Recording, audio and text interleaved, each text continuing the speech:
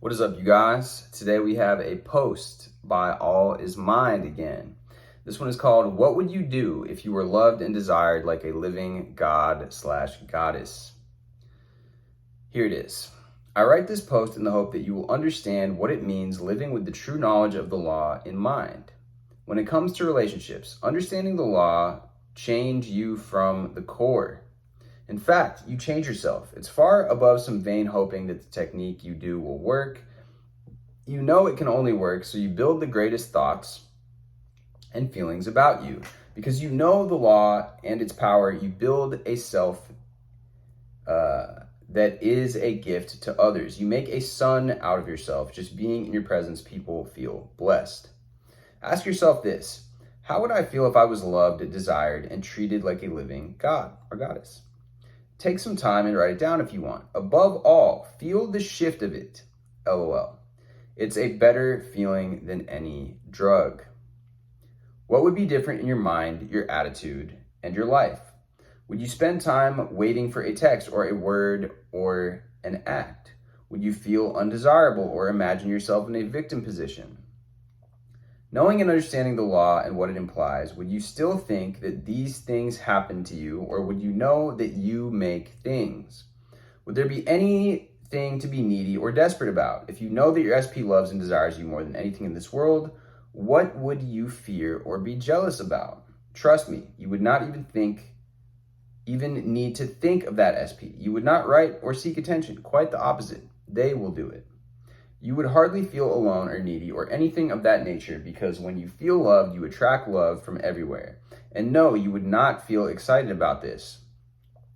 Maybe at first, but then you would just be calm and strongly confident, rooted in your own power and understanding. Excitement indicates that it is not your normal state of being, or that you think it's too great for you.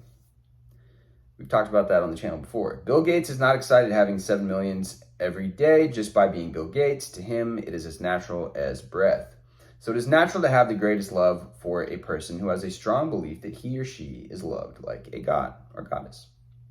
You realize how miserable it is to want a text that shows you your worth, how victim-based it is. In fact, even the fact to question someone's love for you is an insult to yourself. It's an attack to your God nature.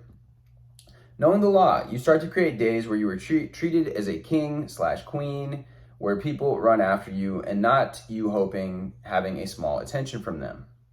You know your worth and love of others come from you. You just generate it within you. You know it doesn't come to you by some chance or because you were kind or needy. Cultivating images of you being a victim, being left, cheated, will appear foolish in your mind. In the past, you thought that you are loved because you are needy, desperate, spend your days crying, or even because you send love to someone, write beautiful messages, buy gifts, etc. No, that is victimhood, especially if you do it to be loved and not from a state of power. You are loved when you know that you are, when you build a strong image of you that is desirable, strong, and attractive, powerful, confident, etc. You don't earn it. It requires some mental work if you saw yourself as a victim in the past. It requires that you change others. Just your feelings and beliefs about you. You can even ignore your SP. If you believe that you are loved, you will be. Now, of course, if your nature is kind, you will remain kind no matter how much people want or desire you. It will not make you a trashy human, and you should never be that. Being truly powerful can make you only kind. That's a fact.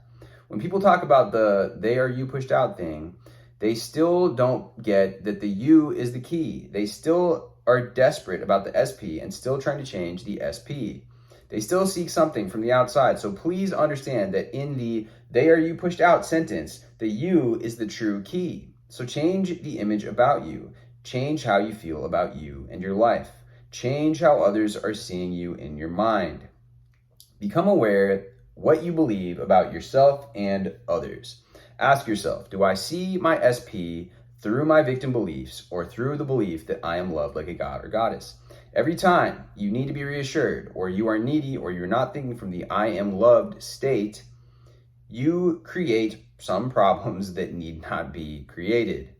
When you are in the I am loved state, there is no seeking or trying or forcing. There is just power and knowing. I love that. Of course, all of this appears effortless in this post, and for me, it is because I built a habit. But if you are new to this kind of thinking, know that it may require some mental work and self-awareness. But I hope that it pointed you in the right direction. For what, and there's a bold quote here at the end of this, for what would be the use of pain to me? What purpose would my suffering fulfill? And how would grief and loss fail me if insanity departs from me today and I accept my holiness instead? I don't know. It says ACIM. I'm not sure what that last quote is there, but I love the post. I actually really embodied this several years ago and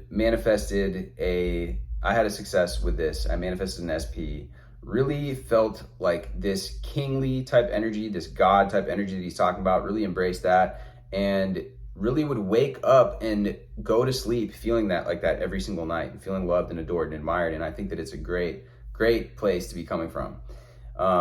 Anyways, guys, thank you for watching. Me and Lucifer are out. We got to go do some cooking in the kitchen. We've been cooking recipes lately, making reels and stuff out of recipes with Devin, and we're about to go do some of that right now. But drop me a like, drop me a comment, and if you haven't already, hit me with a subscribe, and we will see you next time.